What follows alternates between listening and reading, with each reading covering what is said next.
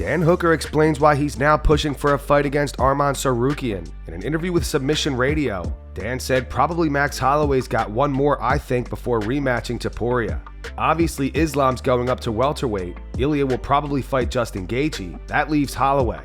And Holloway ain't going to fight Arman. No one wants to see that. Holloway will probably fight Charles Oliveira. Gaethje will fight for the title, and then that leaves my man Arman. That's the fight that I want. That's the fight that makes sense. They told him one more. He turned down Mateusz Gamrot, who's ranked one before me. Let's be honest, Tsarukyan's a walking bag of sand, but he's a very good fighter, and now all those big name guys, they've got a good excuse to not fight him. Ilia said he's not going to fight him. The UFC says that he needs one more, and between Arman and me, there's Oliveira. They've already had that fight. Tsarukyan's stuck fighting me. He's got to fight me to get back in the mix and to get a title shot. That's always the fight I want, and not because he's a prick and I hate him, but because I genuinely think that he's the hardest fight, and all those big name guys have an excuse to not fight him because I think he's the best at winning fights. He's not necessarily the most dangerous fighter. Oliveira is very dangerous. Gaethje is very dangerous. I think he's the best at winning fights. And so a lot of these guys have a justifiable reason to avoid fighting him, and so that's been my approach since I first stepped foot into the UFC, is that I want to fight the best guys. And I think Arman's the best guy. So that's the fight that I want, and that's the fight that I think they're going to make happen. That was because of our last discussion. He said on a side note, and he took shots at me out of nowhere. Bro, I'm the only one that's going to fight you, you dumb f***. That's the fight. I'm the only one that's going to step up and fight the guy. Who else is going to fight the guy? I just like the sound of that New York card. Obviously, it would have been cool to fight in Perth and go back to Perth and headline with Arman in Perth, but it would have just been 8 weeks. New York is 16 weeks. Would have been a bit of a rush for the hand to be good and ready for UFC Perth, but I still was going to do it because I wanted to do it for the fans and do it for the UFC, and I would have rushed back and I would have fought early, and I would have fought when the hand wasn't ready, and I would have fought still kind of recovering from that injury. Ilia Topuria posted footage of a crowd singing his walkout song word for word.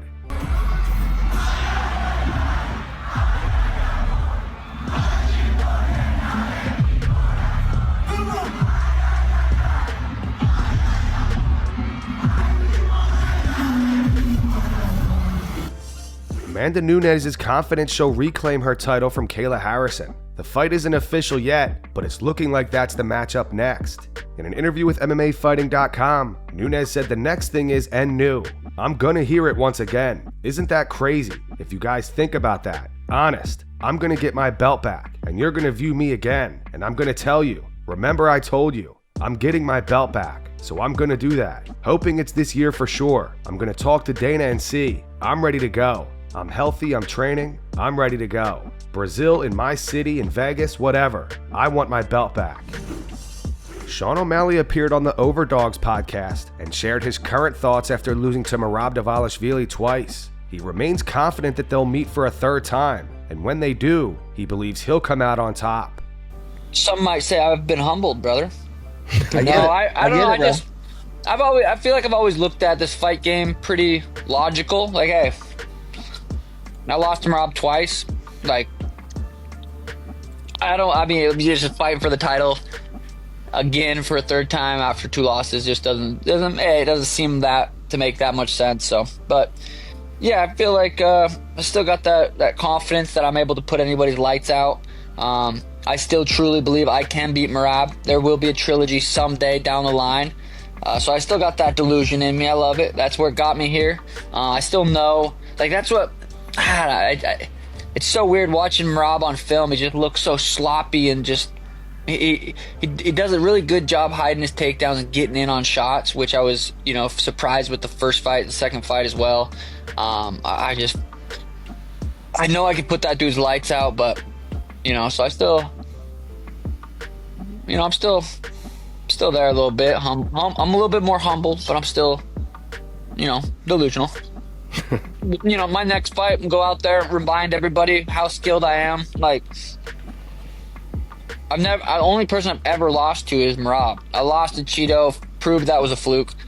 The only person I've lost to is Merab. It's like, in my mind, and the UFC fans, like, you're only as good as your last fight. Like, Merab beat me last fight, like, so it's, sugar sucks. But I'm gonna go out there, remind everybody that I'm still that I can still knock people out. I still want it. I'm still, this is my life. Like, I'm not gonna wither away and like, I had a good time up here at the top, but I'm looking to become, I want to become world champ again. I want to fight 10 more fights in my career. Like, I still have that hunger, still have that drive, still have the passion to want to perform and compete at the highest level. So I'm not going anywhere. I believe my next fight will be my best performance, whenever, whoever, wherever. I'm gonna show up, put on a beautiful clinic, and remind everybody that I'm as good as I say I am. Khabib Nurmagomedov recently spoke about Conor McGregor and the string of controversies he's been involved in. Khabib says he hopes Conor changes the way he's living, not just for himself, but because it could potentially impact many others as well. I don't want to mention his name. This is punishment. This is punishment, and keep doing this, keep doing this, keep doing this. Everything what happened with his old people, women, this, alcohol, this, drugs, everything. This is punishment. It's beginning already, and. But it's was most beautiful part of this. Allah always give for us. Doesn't matter anybody, everybody, to chance come back. Always, we have always in this world chance to come back. And this is most beautiful things. Doesn't matter how you bear. Allah gonna give you chance always to come back. I think we have chance and we have to change the way how we live. Why I'm talking about this?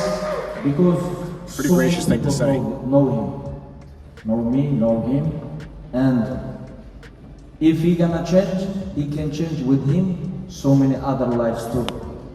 And that's why I wish him to change himself. If he's not gonna change, he will be punishment all his life. I talk about next time. Round of applause, guys.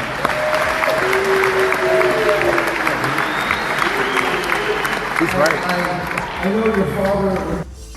Diego Lopes posted footage of him preparing to face Jean Silva next month at Noche UFC.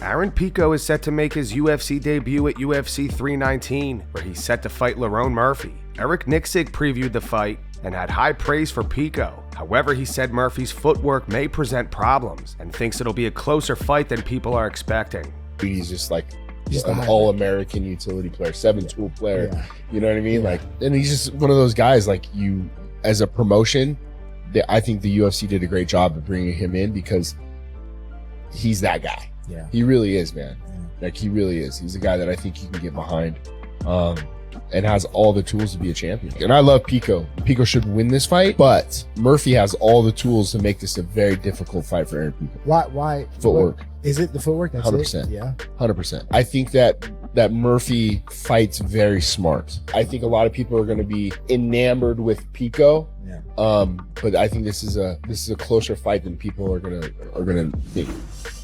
Kamaru Usman and Ben Askren had a funny back and forth on X recently. For those who don't know, they were not fans of each other back in the day. Ben used to call Kamaru Marty from Nebraska, which was his nickname from his college wrestling days. Me and Marty sit next to each other? Marty, do you know me? Yes. Yeah. How do you know me? I know you because we used to hang out. Ben started it by saying had an old friend come visit me at the hospital, and he brought up Marty from Nebraska. And I said you can't call him Marty anymore because he will get pissed. My buddy was flabbergasted. Usman responded saying, at Ben Askren, happy you're doing well, my man. One day at a time, you'll be back. Ben reposted it with praying hands emojis. Recently, Adin Ross claimed that Khamzat Chimaev requested $700,000 to appear on his stream, and Khamzat has since responded. Oh, Kov, I actually want to tell you something really fun. I don't care. I'm gonna air it out, Prismel. Oh God, like I connected Prismel with one of someone from Khamzat's team, and the guy said $700,000 to stream with Cosma. I never laughed so hard in my life. What the? Yeah, it was insane. 700K? Yeah. That's just bad. Khamzat responded to Adin via Instagram saying, who is this bull gay? Adin claims that Ali Abdelaziz called him and believes Adin was not talking to Khamzat's real manager. Who is this bull gay? There's no way this is real, right? Send me the link to IG post, or where's it at? There's no way that's real, right? Great, now I got beef with Khamzat. It's like literally like the best at what he... I got a call today from Ali. Ali, which is Islam's manager. You guys know Ali. Anyways, Islam calls me, says, Adin, I don't think you were talking to the real person on his team. I said, what do you mean? He says, well, this is not his manager. So Khamzat's manager, that was not a real manager, it was a fake Khamzat manager, was trying to charge me 700 bands to pocket. Check this out though. Hold on a second. I found out this same fake manager tried to offer Convi to get Khamzat on stream for 100 bands. So how did the price go up from 100 to 700? I respect the methods though. I'm not gonna put you on blast and air your name out. I feel like the Adin Khamzat stream can now happen, chat. I don't know.